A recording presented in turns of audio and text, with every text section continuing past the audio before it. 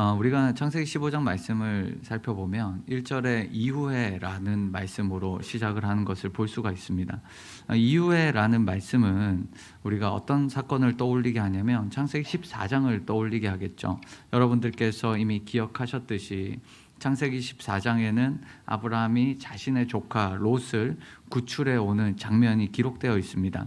그래서 우리가 지난 시간 살펴봤듯이 아브라함이 조카 롯을 구출해 오면서 이것이 하나님의 은혜입니다 라는 이 고백, 이 멜기세덱 앞에서의 이 고백이 있었고, 하나님께서 나를 승리하게 하셨습니다 라는 고백이 있었습니다. 그런 이후에 지금 하나님께서 아브라함에게 나타나셨어요. 그러니까 이게 어떤 사건이냐면 그렇게 시간차가 많이 있었던 거는 같지 않습니다. 그 이유를 왜 알 수 있냐면 여기서 하나님께서 말씀하셨던 이 맥락을 보면 아브라함아 두려워하지 말라라고 얘기하고, 또 두 번째는 내가 내 방패다라고 이야기하죠. 세 번째는 큰 상급이다라고 이야기합니다. 이 세 개다가 사실은 전쟁 용어예요. 두려워하지 말라라는 맥락은 전쟁을 할 때 하나님의 이제 구원 신탁, 구원 공식이기도 합니다. 하나님의 구원이 임할 때 이 양식이 많이 사용이 되죠. 그래서 하나님께서 직접 싸우실 것이다라는 맥락. 그리고 두 번째는 이 방패라는 말을 썼는데, 이 마겐이라는 단어를 썼는데요. 이게 창세기 14장 20절에 똑같이 사용됩니다. 하나님이 자신의 백성을 향해서 방패가 될 거다, 보호자라는 개념이 창세기 14장 20절에는 하나님께서 너에게 적들을 주셨다라고 할 때도 이 단어가 사용이 됩니다. 그리고 세 번째, 이 상급이라는 단어도 사실은 어떤 느낌이냐면, 지금 현대 히브리어로는 사카르라는 동사가, 이 명사가 월급이거든요. 그러니까 그 당시에는 전쟁과 관련해서 쓰일 때는 전리품입니다. 근데 지금 여기에서는 하나님의 어떤 하나님 전쟁을 한 이후에 하나님께서 주시는 선물이라는 개념으로 등장을 합니다. 그러니까 이 세 개가 다 전쟁 용어죠. 그러니까 창세기 14장에 지금 아브라함이 전쟁을 하고 왔었잖아요. 그 전쟁을 하고 난 뒤에 승리를 하고 돌아왔는데 지금 아브라함의 심정 가운데 어떠한 변화가 있었던 것 같아요. 그러니까 두려워하지 말라라는 맥락을 보면 아브라함이 두려워했기 때문에 두려워하지 말라고 하는 거거든요.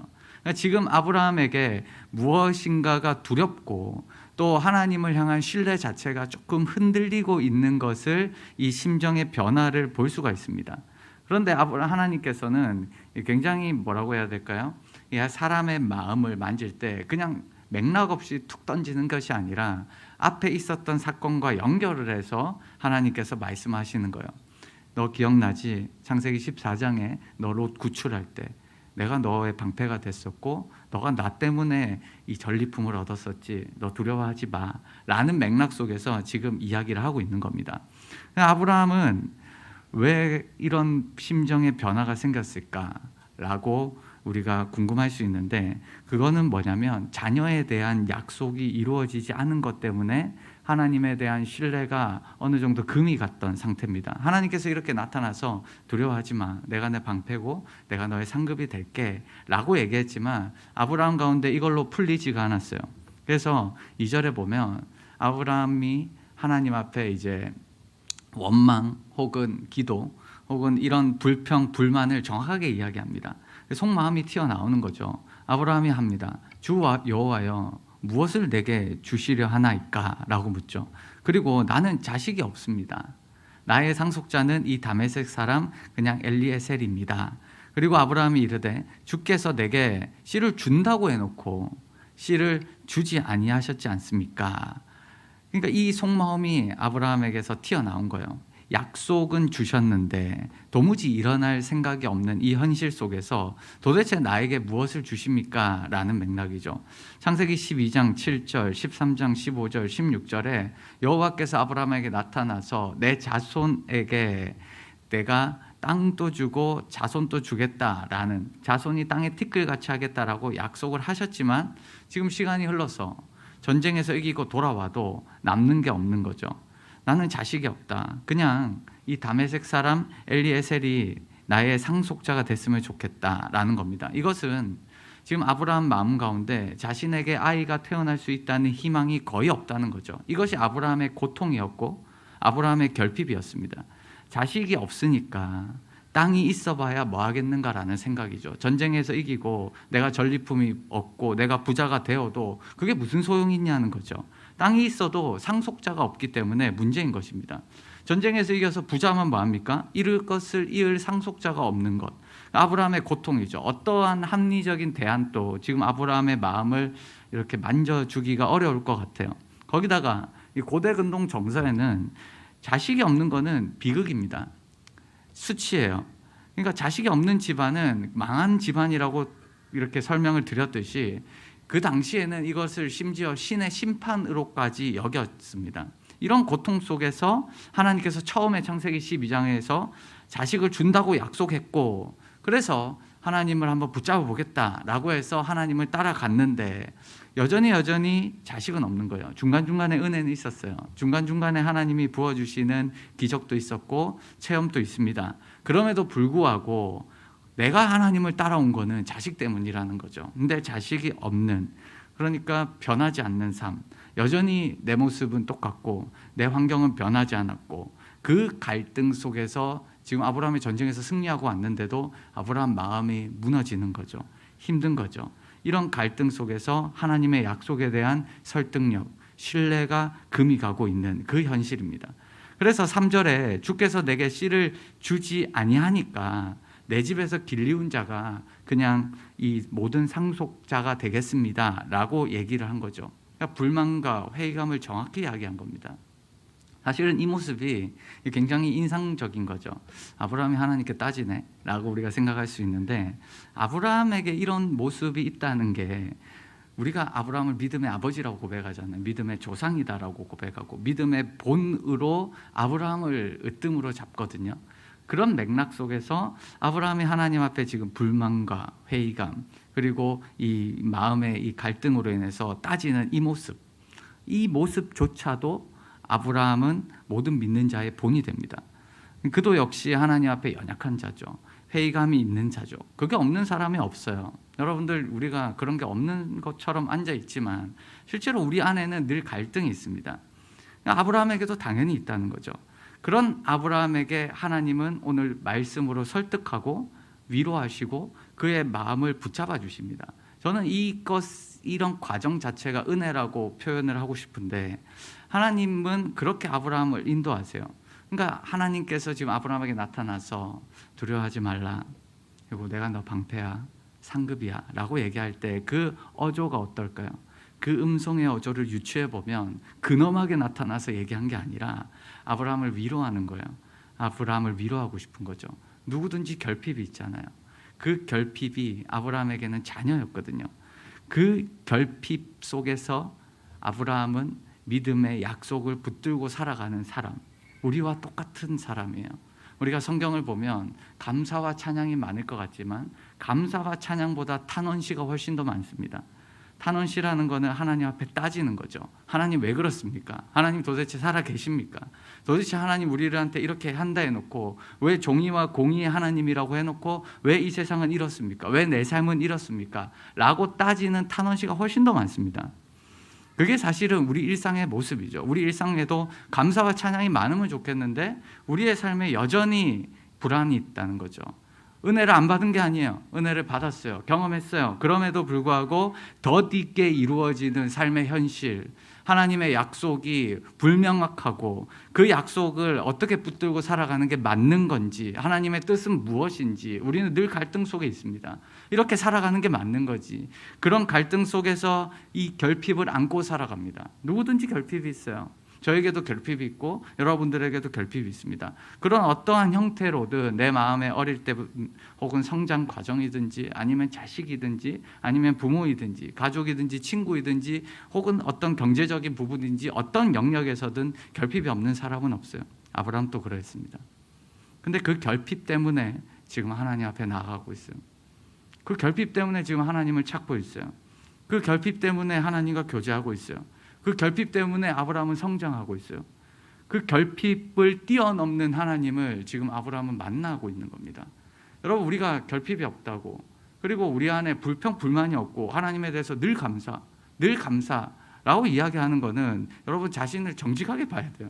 여러분 스스로 속이는 걸 수도 있습니다. 그렇다고 뭐 감사와 찬양하지 말자는 게 아니라 우리 안에 하나님에 대한 불안감이 없는 사람이 없다는 거예요. 그거에 대한 솔직한 감정이 필요하다는 거예요.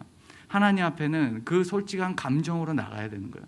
그 솔직한 감정으로 우리의 내면에 있는 모든 것을 끄집어 놓을 때 하나님 앞에 우리의 모습에 이 쌓여 있는 것들을 토로할 때 그 결핍 때문에 하나님은 그 결핍을 뛰어넘는 하나님을 경험하게 해주세요. 그 뛰어넘는 하나님으로 인해서 우리가 하나님보다 결핍이 작다는 걸 알게 되고 그 결핍보다 크신 하나님 앞에서 다시 안정감을 누리게 됩니다. 그리고 다시 믿음으로 살아가는 그 과정. 그러나 한 번 은혜 받고 끝입니까? 여전히 또 시간이 지나면 무너지는 우리의 모습. 그게 신앙의 여정입니다. 이 신앙의 과정이에요. 이 과정이 없는 사람은 없고 이게 없는 척 할 뿐이지 다 있어요. 누구든지 다 있는 겁니다. 지금 아브라함은 그 결핍으로 인해서 오늘 성장하고 있는 모습을 여러분들이 발견하게 될 겁니다. 누지 도판이 있어요. 이 누지 도판을 보면 이 1919년도에 이 발견된 건데 이 기원전 1500년경, 그러니까 아브라함 시대보다는 조금 차이가 있지만 그럼에도 불구하고 이 누지 문서에 보면 주인이 자식이 없을 때 집안에서 키운 종을 가지고 양자로 삼는 제도가 있습니다. 많이 기록돼 있어요. 이 말은 뭐냐면 지금 아브라함이 하나님 앞에 왜 우리는 자식이 없습니까? 그럼 준다 해놓고 왜 없습니까? 라고 이야기하면서 차라리 그냥 내 상속자로 나의 종 중에 가장 뛰어난 종인 엘리에셀을 상속자로 삼겠습니다 라는 거는 즉흥적인 게 아닙니다.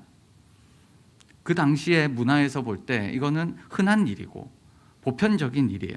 특별한 게 아닙니다. 자식이 없던 주인들이 보였던 일반적인 처신입니다.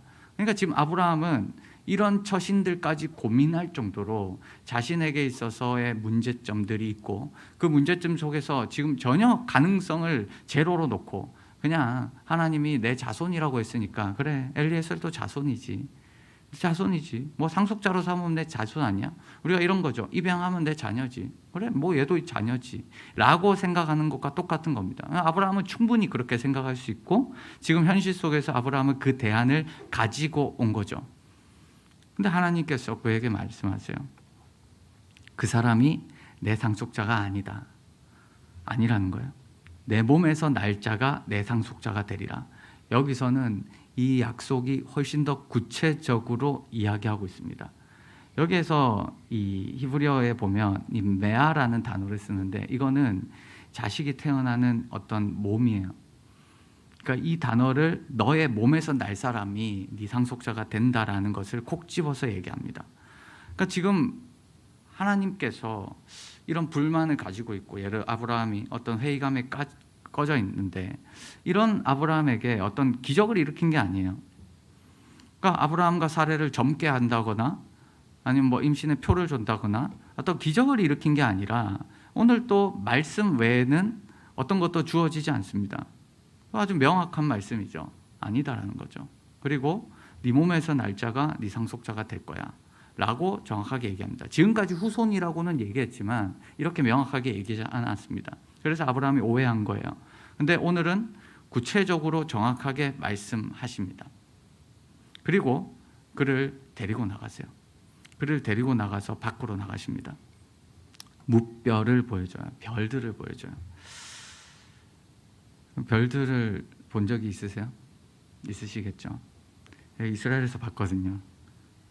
이스라엘에서 이렇게 별들을 보는 장소가 몇 군데 있는데 그 중에 한 군데가 이제 광야에서 별을 보는 장소가 있습니다.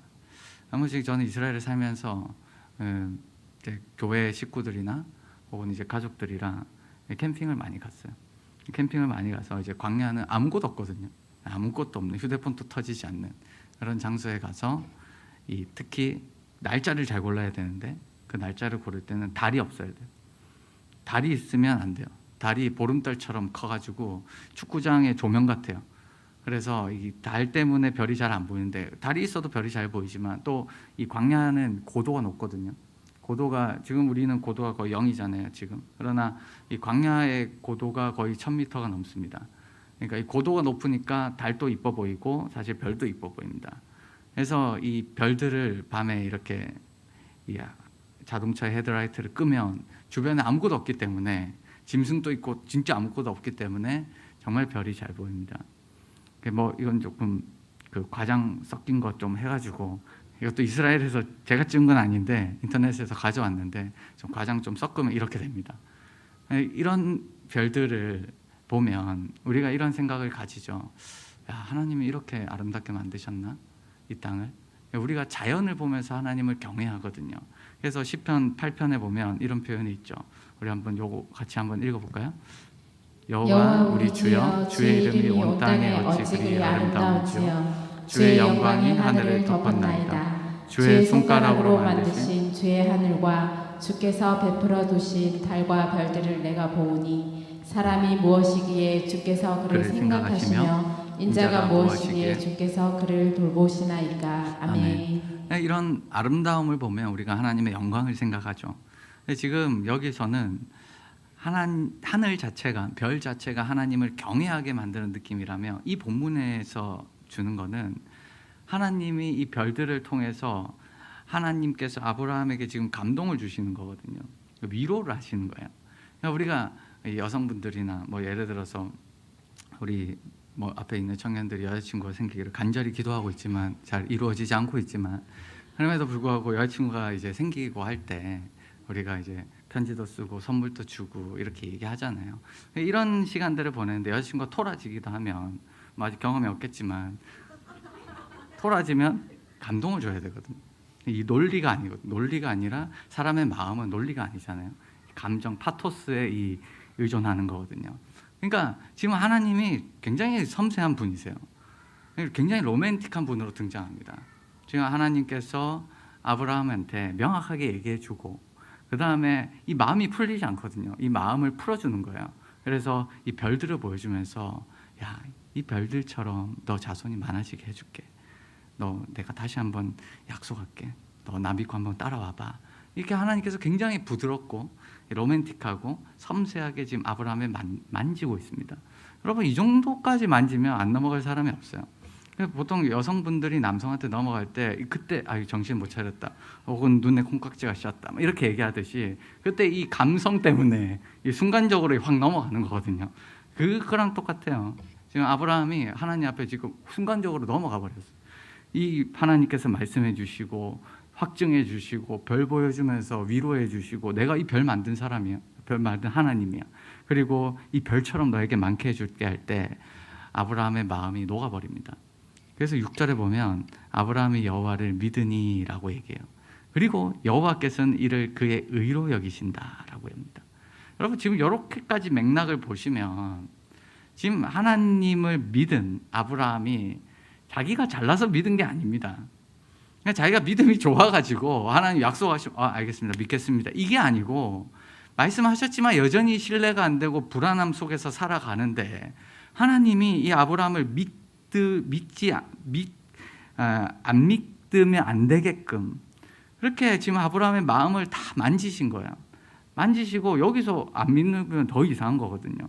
근데 하나님의 반응이 굉장히 특이해요. 하나님께서는 이를 그의 의로 여기셨다. 이를 그의 의로 여기셨다. 야, 너 잘 믿는다 라고 지금 이야기하는 겁니다. 여러분, 통상적으로 이 굉장히 독특한 본문입니다. 왜냐하면 구약 속에서 의를 얘기할 때는, 이 의를 얘기할 때는 반드시 행동이 따라와요.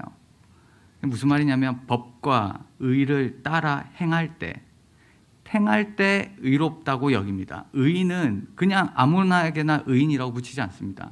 어떤 공정한 일을 행할 때 하나님이 의로우신 분이다라고 불리는 거는 하나님 자체에 이런 게 아니라 하나님과 어떤 하나님께서 의로운 행위를 하시는 분이기 때문에 의로 여기시는 거거든요. 근데 지금 이 본문에는 아브라함이 의를 행한 게 없어요.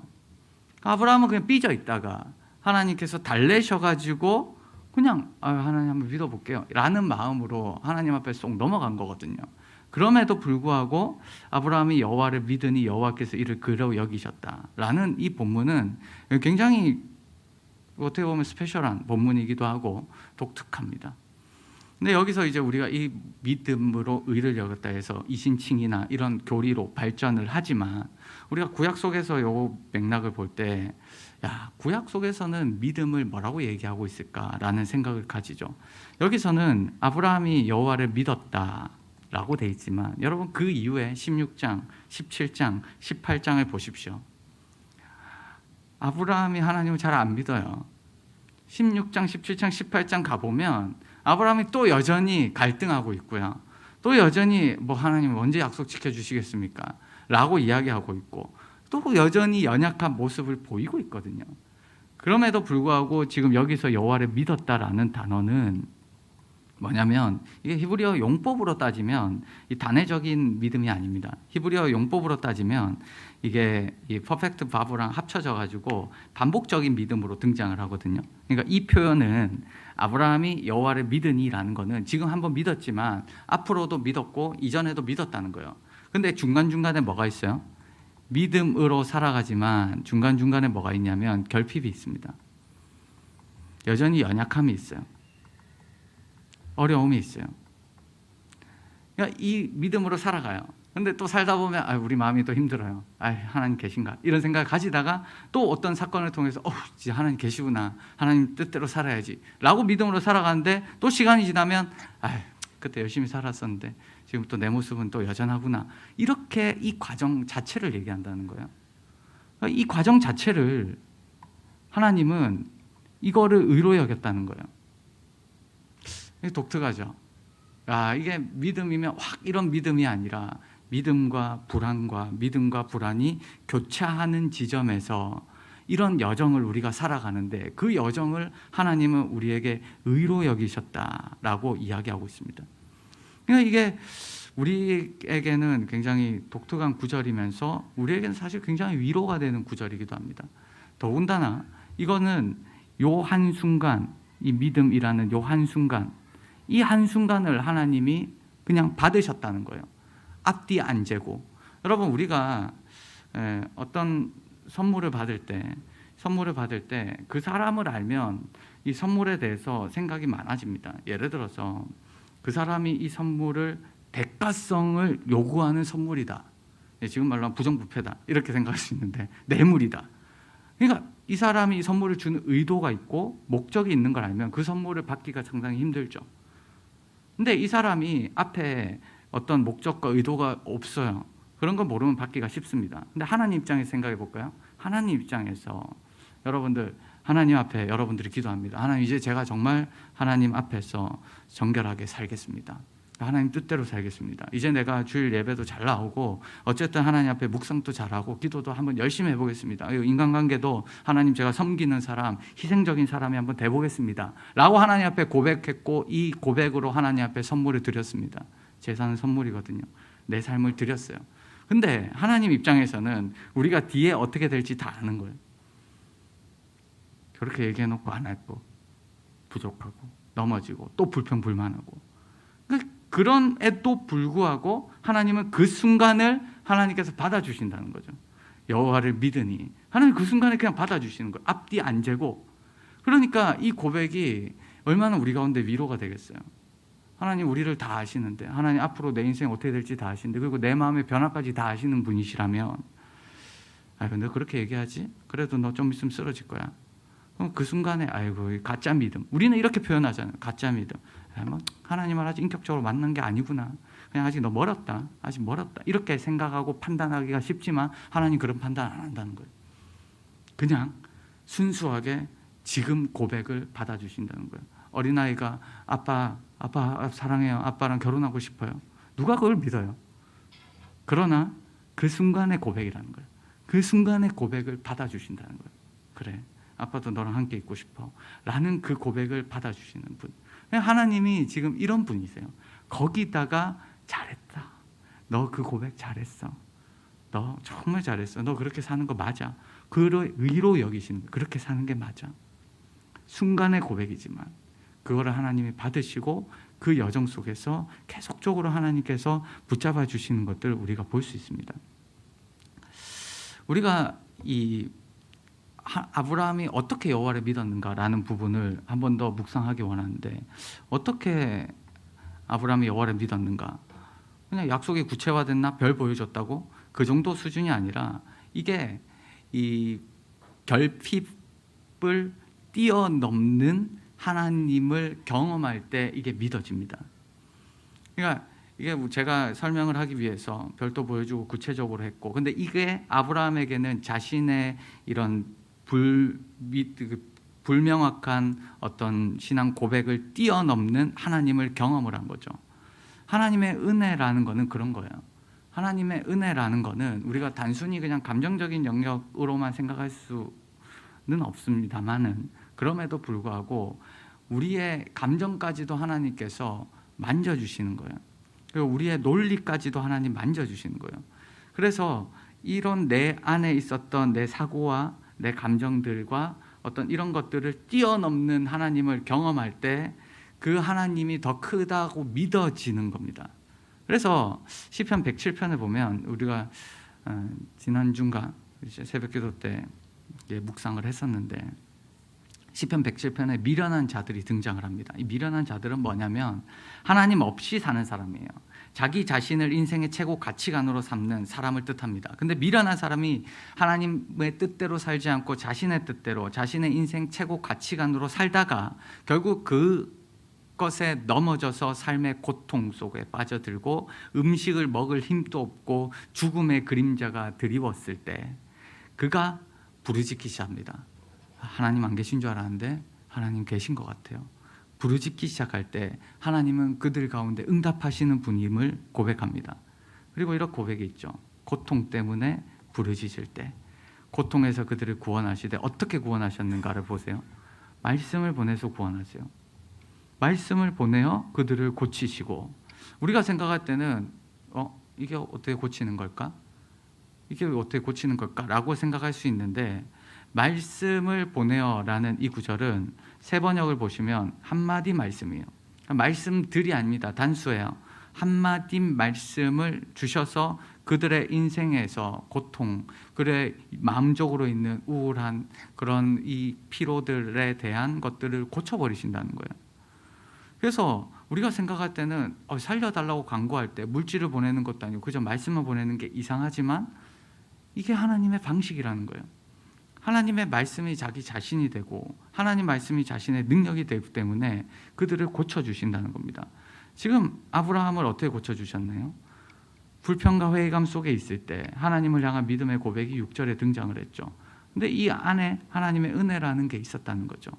이 하나님의 은혜라는 개념을 여러분들 다시 우리가 한번 상기해 보기 원하는데, 마태복음 16장 16절에 이 빌립보 가이사랴에서 베드로의 고백이 나옵니다. 주는 그리스도시요 살아계신 하나님의 아들입니다. 어떻게 그런 고백을 했을까요?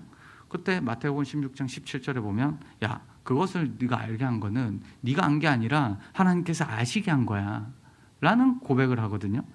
그러니까 아브라함의 믿음도 마찬가지입니다. 그는 지식이나 어떤 설득에 의해서가 아니라 하나님의 이 말할 수 없는 은혜, 우리의 것보다 크신 것으로 인한 그 고백이 되어지는 거죠. 설득되어지는 겁니다. 믿어지는 거죠. 믿겠다가 아니라 주님 믿어지는 겁니다. 예수님께서 백부장 종을 고칠 때 백부장이 이렇게 얘기합니다. 주님 말씀만 없어서 그러면 내 하인이 낫겠습니다. 그냥 한마디 말씀이면 충분하다라는 이 믿음을 가진 거죠. 그 믿음을 가질 때 우리의 삶을 회복시켰던 그런 성경의 구절들이 많이 등장하죠. 우리도 그렇습니다. 우리도 하나님 앞에 나올 때 내가 너와 함께 할게. 아주 이 심플한 이 말씀, 혹은 내가 너를 기뻐한단다 아들아 딸아, 내가 너와 함께 한단다. 누구나 아는 말씀이고 우리가 인지하고 있었던 말씀이지만, 이 말씀이 기도할 때 우리의 심령 가운데 들려질 때 모든 것들이 녹아지는 거예요. 그냥 눈물이 나는 거죠. 우리의 마음 가운데 있었던 이 상처들이 치유되는 거죠. 우리의 불신앙이 사라지는 거죠. 이게 하나님의 은혜입니다. 그렇다면 우리가 삶에서 믿음으로 산다는 건 뭘까? 우리가 은혜를 받아서 믿음으로 고백하고 살아간다는 건 뭘까라는 것들에 대해서 우리가 얘기하고 싶습니다. 우리의 삶에서 믿음으로 산다는 건 뭘까라고 할 때 첫 번째 전제는 하나님의 뜻을 다 알 수 없다는 전제예요. 이 전제를 여러분들이 무시하는 순간 우리는 이상한 데로 갑니다. 우리는 인간으로서 한계점이 있습니다. 연약함이 있어요. 성경을 아무리 달달 배워도 몰라요. 왜? 하나님 우리보다 크신 분이시기 때문에. 그래서 첫 번째 전제는 우리가 하나님의 뜻을 다 알 수 없다는 고백에서 시작합니다. 그리고 두 번째는 하나님의 뜻은 하나님에 의해서 이루어진다는 사실이에요. 이게 굉장히 중요한 전제예요. 우리가 믿음으로 살아갈 때 어떻게 살아가는 게 믿음으로 살아가는 겁니까? 무엇이 하나님의 뜻입니까? 그리고 하나님 어떻게 살아야 됩니까? 라는 것들에 대해서 이 두 가지 전제를 가지고 우리의 인생을 해석해야 됩니다.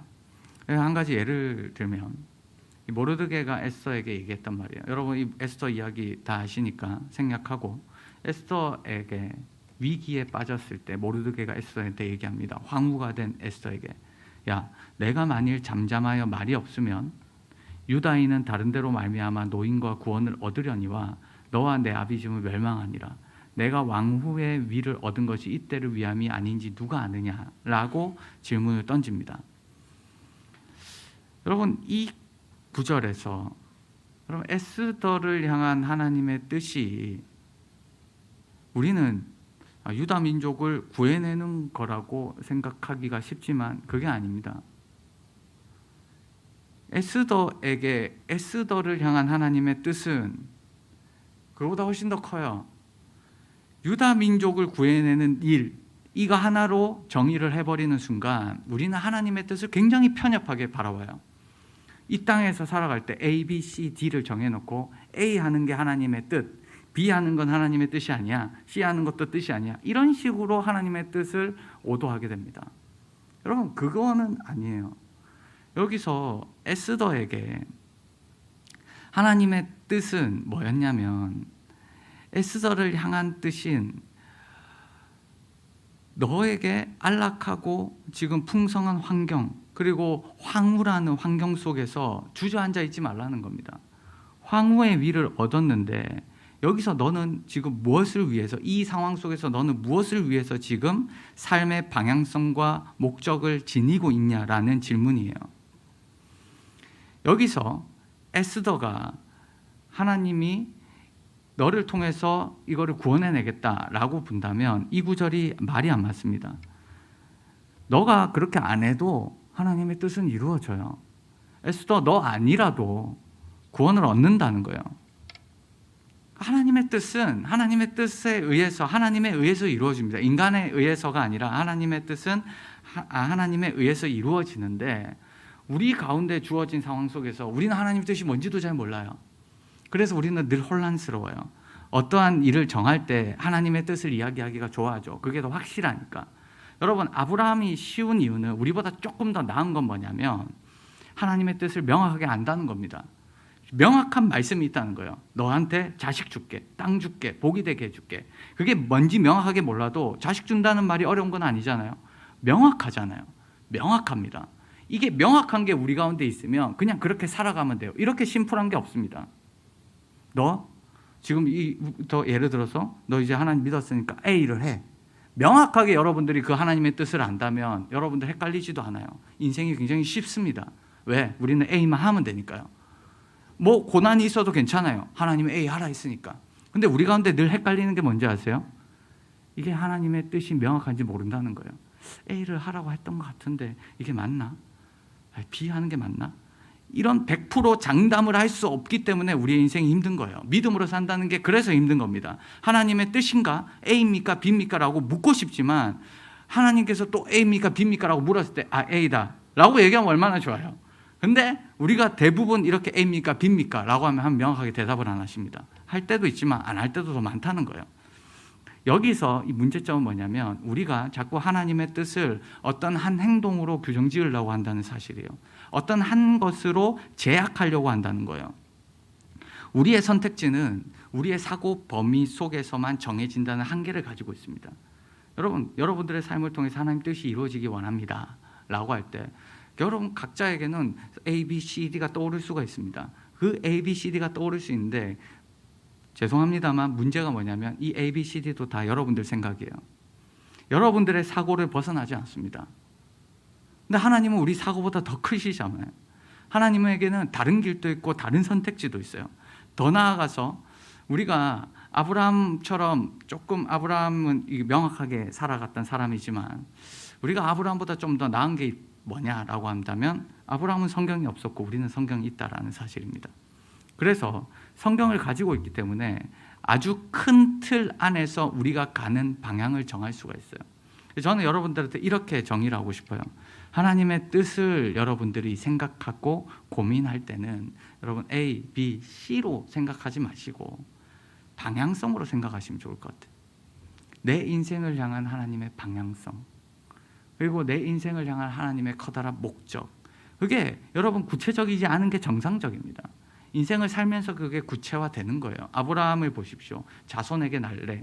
근데 자손이 누구 자손인지 모르잖아요. 명확하지 않잖아요. 근데 이 사건을 통해서 아브라함이 한 개 더 깨달은 건 뭐예요? 내 몸에서 날 내 자손이라는 거예요.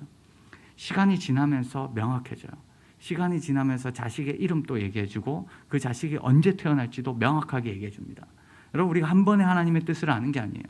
우리가 하나님의 뜻을 얘기할 때는 굉장히 조심스러운 부분인데 우리는 피조물이기 때문에 잘 모르지만 그럼에도 불구하고 성경에서 이야기하고 있는 그런 그리스도인의 삶의 방향성, 그리고 의미, 그리고 목적, 어떤 삶으로 살아가야 되는 건가, 그리고 내 삶 환경 속에서 하나님의 뜻을 이루는 것은 어떠한 삶으로 살아갈 때 그 뜻이 최대한 가깝게 이루어질 수 있는가 라는 것에서 우리가 결정을 하면서 한 발 한 발 내딛는 거예요. 결정을 한 순간 이게 하나님의 뜻일 거야 라고 생각하면 여러분 오산일 때가 많아요.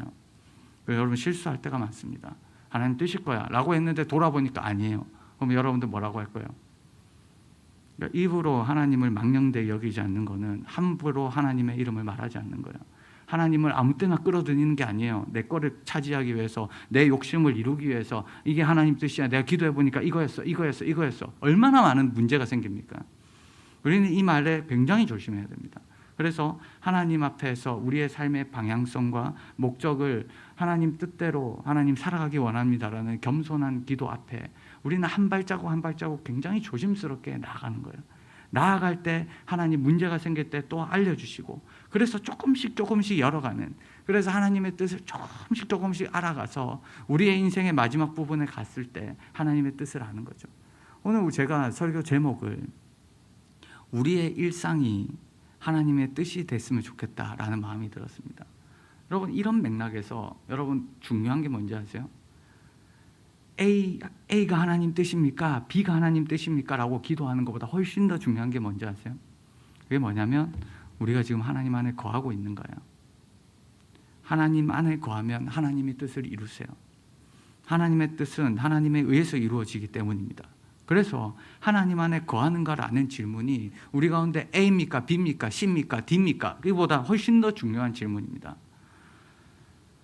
아브라함이 지금 하나님의 뜻대로 약속을 붙잡을 수 있었던 가장 큰 원인도 이거랑 동일한데요. 하나님 안에 거하는 거예요. 하나님의 은혜로 말미암아서 하나님 안에 거해지는 거예요. 하나님 안에 거할 때 하나님은 그것을 믿음으로 여기고 그 믿음을 하나님께서 의로 삼는다라는 거죠. 우리의 삶도 마찬가지입니다. 우리의 비장한 각오가 중요한 게 아니에요. A를 하겠습니다. 이게 중요한 게 아닙니다. A보다 더 먼저 되는 게 지금 내가 하나님 안에 거하고 있는가. 내가 지금 하나님을 신뢰함으로 내가 하나님 안에 거하고 있는가를 놓치지 않는 거예요. 믿음으로 사는 것은 하나님 안에 거하는 겁니다. 그리고 하나님 안에 거해 있을 때 하나님이 우리의 삶을 이루어 가세요. 하나님의 뜻을 이루어 가세요. 그러면 뭐가 되는지 아세요? 우리의 일상이 하나님의 뜻일 수 있어요. 여러분, 우리의 평범하게 돌아가는 일상, 먹고 마시고 자고 아침에 일어나서 뭐 이렇게 묵상하고 또 일을 하고 또 교제하고 또 기도하고 사람들과 동행하는 이런 쳇바퀴처럼 둘러가는 그런 평범한 일상이 하나님의 뜻을 이룰 수 있다니까요. 선교 가야만 하나님 뜻을 이룹니까? 뭔가를 해야만, 우리의 비장한 각오, 우리 뭐 다 내려놓고 하나님 앞에 올인해야만 하나님의 뜻을 이루는 겁니까? 아니요, 그렇지 않습니다. 여러분들의 삶의 일상이 하나님의 뜻을 이루는 삶이 되기를 소망하기를 주님의 이름으로 축복합니다. 여러분, 하나님의 팔을 비틀려고 하지 마십시오. 하나님의 팔을 여러분들이 갖고 와가지고 이렇게 만들려고 하지 마세요. 그냥 하나님의 팔 안에 안기시면 됩니다. 무엇을 하든지 누구를 만나든지 내가 하나님 안에 거해 있으면, 그 은혜 속으로 내가 들어가 있으면 내 부족한 삶을 통해서, 나의 연약함을 통해서 하나님은 하나님의 뜻을 이루세요. 나도 모르게 하나님의 뜻을 이루어가고 계세요. 나도 모르게 하나님은 자신의 의를 우리를 통해서 이루어가고 계세요. 그래서 우리는 때로는 우리의 일상이 단조로워서, 하나님 제가 이렇게 사는 게 맞은가요? 너무 단조로워서 뭔가 우리의 성이 안 찰 때가 있죠. 그러나 우리의 일상에서 하나님의 뜻이 이루어지는 경우가 훨씬 더 많습니다.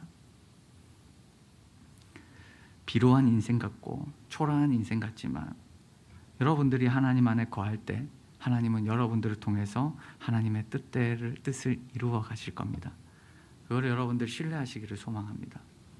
그 신뢰 속에서 우리가 하나님 안에 거할 때 여러분들의 삶이 하나님의 뜻이 되고 여러분들의 삶이 하나님의 영광이 되는 삶을 살아가는 거예요. 나도 모르게 그렇게 살아가고 있다니까요.